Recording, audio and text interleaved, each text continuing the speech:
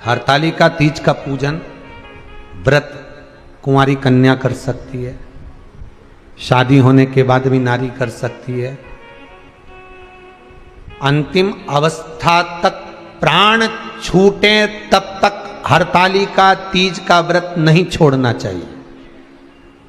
एक व्रत हमेशा याद रखो, एक एकादशी और एक हरतालिका। हाँ, इतना जरूर है, ज्यादा शरीर बेकार हो गया, बुढ़ापा आ गया, शरीर नहीं साथ दे रहा, तो कुछ फल खा लो, कुछ चाय दूध जूस आप लेकर कर लो। इतना भी नहीं बने, शरीर बहुत ही बेकार हो गया, तो आप एक समय फल का फलहार धारण कर लो, ठीक है।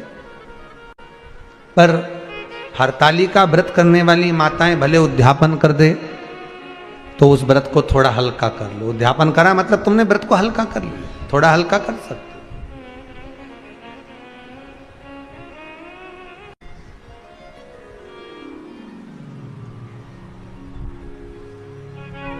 हरतालिका तीज का जो व्रत का उद्यापन करते हैं उसमें 5 चीज रखते हैं ना, 5 कपड़े स्त्री के, 5 कपड़े पुरुष के, 5 तरह का अनाज, 5 तरह का फलहार, 5 तरह का फल। तो 5 तरह का जो फल रखाता है हरतालिका तीज के उद्यापन में, दुनिया के लोग उस 5 तरह के फल को केला गिन ले, पपीता गिन ले, मौसम्बी गिन ले, और अनार गिन ले, संतरा गिन ले, सब कुछ गिन लेते हैं, पर उस 5 तरह के फल में धतूरे को नहीं गिनते। पर शिव कथा में वर्णन आता है, हरतालिका तीज के उद्यापन में लिखा हुआ है, सबसे पहले 5 फल अगर गिनना है तो उसमें पहले धतूरे को गिनो, क्योंकि शंकर को वो प्रिय होता है, शंकर उसको स्वीकार कर लेता है। और धतूरा शंकर भगवान को क्यों चढ़ाया जाता है उसका प्रसंग आपको पहले भी कहा, आज फिर कहते हैं। धतूरा जब हम भगवान शंकर को समर्पित करते हैं तो हमारा कोई कार्य अटक रहा होता है, जिस कार्य को बार बार एग्जाम में बैठे हो, बार बार परेशान हो रहा है, बार बार इंटरव्यू देने जा रहे हो, नहीं हो रहा, एक बार धतूरे को हृदय से, भगवान को प्रेम से, करुणा सागर मेरे शंकर को दिल से एक बार वो धतूरा भगवान से विनती कर कर उसको चढ़ाओ तो सही, भगवान तुम्हारा कार्य सफल कर देगा। पर दिल से चढ़ाना, हृदय। हरतालिका तीज की पूजन करने वाले को चाहिए कि बालू का, मिट्टी का शिवलिंग बनाना चाहिए। फुलेरा जो बनाया गया है ऊपर शंकर जी के ऊपर लटकाने के लिए, टांगने के लिए, उसके नीचे शिव पार्वती गणेश जी की सुंदर बालू की मूर्ति बना लेना चाहिए, पार्थिव लिंग का निर्माण कर लेना चाहिए। शिव की आराधना करना चाहिए।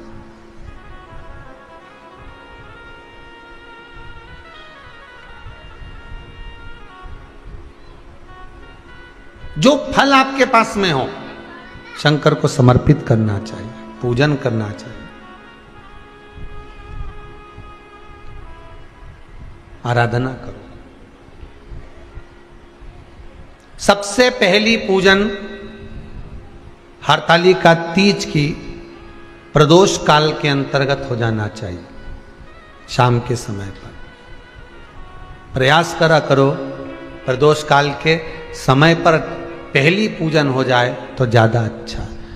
पर लोगों की आदत रहती है कि 8 बजे तक, 8:30 बजे तक, 9 बजे तक पहली पूजन करें, फिर दूसरी आराम से, फिर तीसरी, फिर आराम से, फिर चौथी। तो ऐसा सब अपने अपने हिसाब से। पर शास्त्र रीति कहती है कि प्रदोष का जो समय होता है, प्रदोष काल जो होता है, शाम का जो समय होता है, उस समय पर हरतालिका तीज की पहली पूजन हो, जिससे आपका स्मरण चित्त शंकर भगवान में उस घड़ी, उस पल, उस क्षण में आप शिव के हो जाएं और शंकर आपका हो जाए। हाँ, अगर किसी के आने में देरी हो, कोई आ नहीं पा रहा है, बहुत देरी हो रही हो, तो हरतालिका पूजन व्रत वर्णन करता है कि शिवलिंग का निर्माण, पार्वती जी की मूर्ति का निर्माण, गणेश जी का निर्माण और फुलेरा जो बनाया हुआ है, ये प्रदोष काल के पहले बंधकर तैयार हो जाना चाहिए। प्रदोष काल के अंतर्गत फुलेरा नहीं बनना, फुलेरा पहले बन जाना चाहिए। और बहुत विशेष बात ध्यान रखिए हरतालिका तीज की, कि शंकर जी का जो अपने स्वरूप बनाया है, पाटे में, थाली में, चौकी पर, चौरंग पर जो स्वरूप बनाया है, वो पहले नहीं रखना है। पहले क्या बांधना है? फुलेरा। पहले फुलेरा बांधिए, उसके बाद उसके नीचे शंकर जी को रखिए। कई अब जो हरतालिका तीज का पूजन करते हैं तो उनके लिए हो गया। अब दूसरे के लिए भी सुन ले। जो नारी हरतालिका तीज का पूजन नहीं करती, व्रत नहीं करती, साधना नहीं करती, उसके लिए भी कहा गया कि आप अगर ये व्रत नहीं करते हो तो एक कार्य जरूर करना, कहीं पर फुलेरा बंधा हो, हरतालिका की पूजन हो रही हो, 5 मिनट 10 मिनट निकालकर अपने आसपास के किसी पौधे में से पत्तियां लेकर या पुष्प लेकर, 5 वृक्ष की पत्ती या 5 वृक्ष के पुष्प लेकर शंकर भगवान को जब पूजन हो रही हो, 5 मिनट माताएं जब पूजन कर रही हों, तब आप भी उस पुष्प को, उस पत्तियों को शंकर को समर्पित कर सकते हो। ये नहीं चढ़ा सकते तो 5 फल, फल नहीं चढ़ा सकते तो 5 कुछ भी पुष्प आदि का आप शिव को समर्पित कर। पर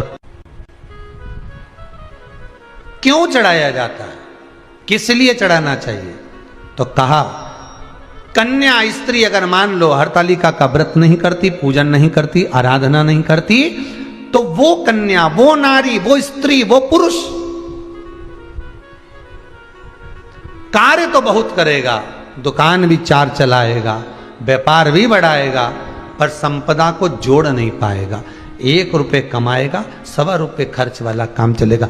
हस्त नक्षत्र में जो तृतीया पड़ती है, हस्त नक्षत्र के अंतर्गत जो तृतीया का महत्व कहा गया है, वो संपदा को बढ़ाती है, मनोकामना को पूर्ण करती है। इस नक्षत्र के अंतर्गत जो तृतीया आती है वो मनोकामना को पूर्ण कर कर चली जाती है। इसलिए शिव की आराधना के लिए प्रथम माने।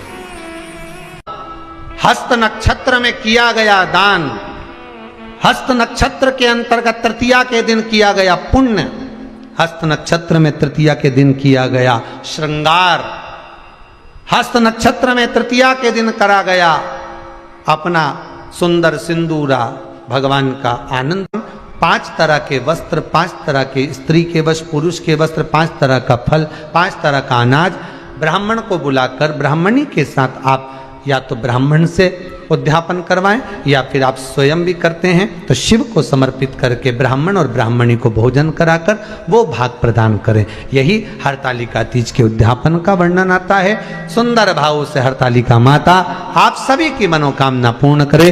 हर हर महादेव। थोड़ा ध्यान लगाकर सुनना। हरतालिका तीज शिव महापुराण की कथा ही नहीं है। आप जो तीज करते हो, हरियाली करो चाहे सातुड़ी करो, उस तीज की महत्वता क्या है, इस हिंगोली की शिव महापुराण की कथा में अपने को समझना है कि उसकी मूल तत्वता, उसकी महत्वता है क्या, उसका महत्व क्या है।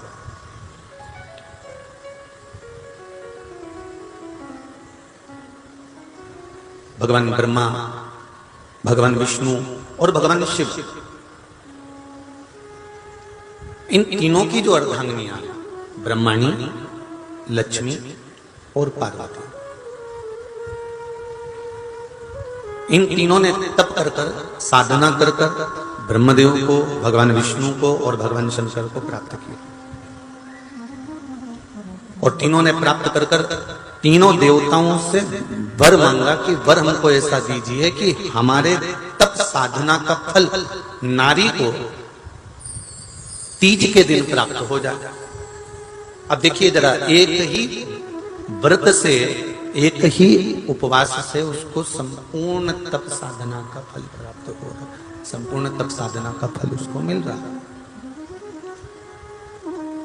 मात्र एक व्रत से, केवल एक व्रत कर रहे हैं, संपूर्ण तप साधना का फल उसको प्राप्त हो रहा है। ऐसा कोई व्रत, ऐसी कोई साधना, ऐसा कोई शंभो शरण पड़ी मांगो घड़ी रे घड़ी मुख द्वारो दया करी न दर्शन आपो शंभो शरण पड़ी मांगो घड़ी रे घड़ी दुख का तो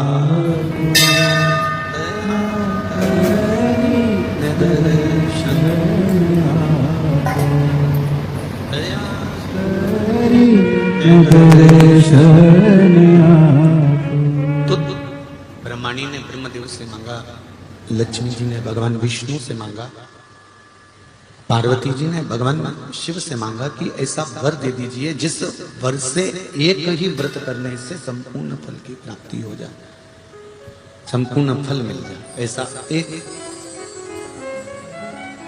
व्रत का फल दे दीजिए, मात्र एक व्रत का। अब देखिए, हरियाली तीज करने वाली माताएं थोड़ा ध्यान से सुनना।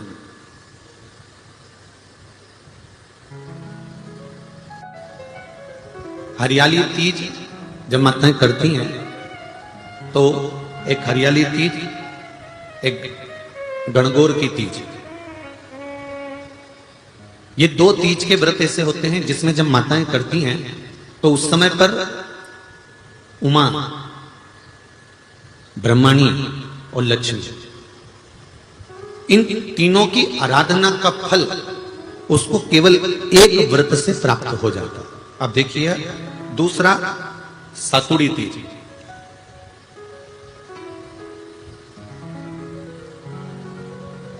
इसमें उमा और महेश्वर, उमा और महेश, ब्रह्माणी और लक्ष्मी, इन चार के व्रत तप का फल एक साथ सातुड़ी तीज के दिन प्राप्त हो जाता। अब एक आती है हरतालिका तीज। आप लोग करते हो हरतालिका? यहाँ लोग करते कि नहीं करते? करते हैं यहाँ पे हरतालिका? कौन कौन करता है? जरा हाथ उठाओ तो जरा। अरे सभी करते हो, रखो रखो, बहुत बढ़िया, बहुत अच्छी बात। एक आती है हरतालिका तीज। इस तीज का व्रत माता पार्वती बेल वृक्ष के आनंद के साथ में फुलेरा बनाकर करती है, और जिसमें इस हरतालिका में माता पार्वती जी के जितने जन्म पहले हुए हैं, माता पार्वती का जन्म तो 52वें नंबर का, 52 नंबर पे माता पार्वती का जन्म है। इससे पहले तो माता के 51 जन्म पहले हो चुके हैं, 51 जन्म माता पार्वती का पहले हो चुके हैं। तो वो जितने जन्म माता पार्वती पूर्व में ले चुकी हैं, ब्रह्माणी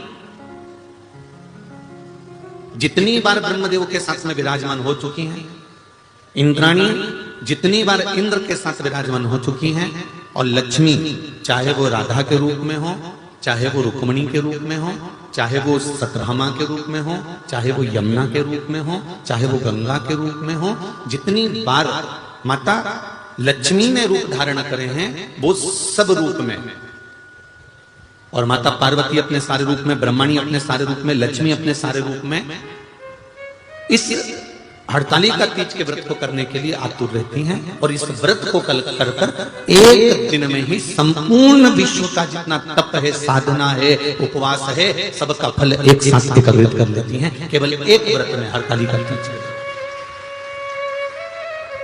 अब एक बात ध्यान से सुनिएगा, सारे व्रत, आपका अगर स्वास्थ्य खराब हो गया तो आप व्रत छोड़ सकते हो। जितने भी व्रत आप लोग कर रहे हैं पूर्व के, सोमवार, मंगलवार, एकादशी, छठ, पंचमी, चतुर्थी, अगर आपका स्वास्थ्य खराब है तो आप उस व्रत को छोड़ सकते हो, सारे व्रत को छोड़ सकते हो। पर तीज का जो व्रत होता है, हरतालिका जो व्रत होता है, ये व्रत एक बार लेने के बाद जब प्राण छूटते हैं तभी ये व्रत समाप्त होता है, अन्यथा बीच में ये व्रत समाप्त नहीं। ये व्रत समाप्त होता ही नहीं। अगर शरीर से नहीं बनता कि अब हमारी अवस्था हो गई, अब शरीर से नहीं बन रहा है, तो भले एक पहर की पूजन कर कर, एक पहर का नियम धारण कर कर, एक पहर का स्मरण कर कर, एक पहर का पूजन कर धारण करो, और उसके बाद में भले आप थोड़ा सा जो भी आपको लेना है वो कर लो, पर इस व्रत को करना ही पड़ता है। इस व्रत का नियम ही यही है। इस व्रत पार्वती मैं तुम्हें प्राप्त हुआ हूं, यह हरतालिका तीज के व्रत का फल है। शिव जी कहते हैं पार्वती, जो नारी हरतालिका तीज के व्रत का स्मरण करती है, फुलेरा जो बांधा जाता है उसमें 5 माला से ज्यादा माला लटकना चाहिए, 5 से कम नहीं। कितनी? जैसे माला जो लटकाते हो वो 5 से ज्यादा होना चाहिए। 5 तो जया, विषहरा, शामलीबारी, दौतली, देव, इससे अधिक होगी चलेगा, पर इससे कम फुलेरे के अंदर माला नहीं होना चाहिए महाराज। दूसरा, फुलेरा जहां हरताली का व्रत हो वहीं पर बांधा जाता है। हरताली का तीज का व्रत एक ऐसा व्रत होता है जो मरते दम तक रहता है। इस व्रत को छोड़ा नहीं जाता। ये नहीं किसी और वाले गुरुजी ने कहा और अपन ने एक बार कर लिया और अगली बार वो व्रत गायब हो गया, ऐसा नहीं होता। हरताली का तीज अखंड सौभाग्य के लिए, वंश वृद्धि के लिए, कार्य सिद्धि के लिए और कुंवारी कन्याएं उत्तम वर प्राप्ति के लिए, आनंद सुख के लिए करती हैं। ऐसा नहीं है कि केवल स्त्री ही करती है। जब नारी किसी कारणवश व्रत नहीं कर पाती तो पुरुष इस व्रत को धारण करते हैं। 30 अगस्त को, यही 30 तारीख को, कल 29 है, परसों 30 तारीख को हरताली का तीज रहेगी। आप सब अपने हृदय से, मन से इस व्रत को कर कर अपने जीवन को सार्थक बनाइएगा। जो करते हैं, कितने लोग करते हो जरा हाथ उठाइए हरताली का तीज। इतने सारे करते हो, अरे बाबा कर लो, प्रणाम प्रणाम, आपको बहुत बहुत नमन करता हूं, बहुत बहुत सारा। फुलेरा बांधते हो? नहीं। अब की बात बांधना। मंदिर में करते हो तो मंदिर में, घर में करते हो तो घर में।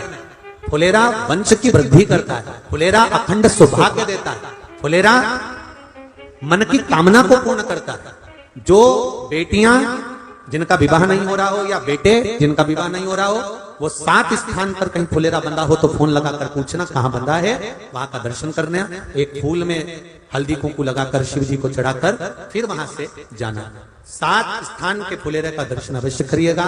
जो व्रत नहीं करते हैं उनसे निवेदन है, कहीं हरताली का हो रही हो तो वहां बैठकर अगर भजन हो रहे हो तो थोड़ी देर भजन गाने चले जाना। अपने मोहल्ले में, कॉलोनी में, सोसाइटी में कहीं हरताली का तीज का व्रत हो रहा हो तो 2-4 मिनट जाकर दर्शन जरूर करना, जिससे भोलेनाथ आपका अखंड सौभाग्य करे और आपके मन की कामना पूर्ण करे।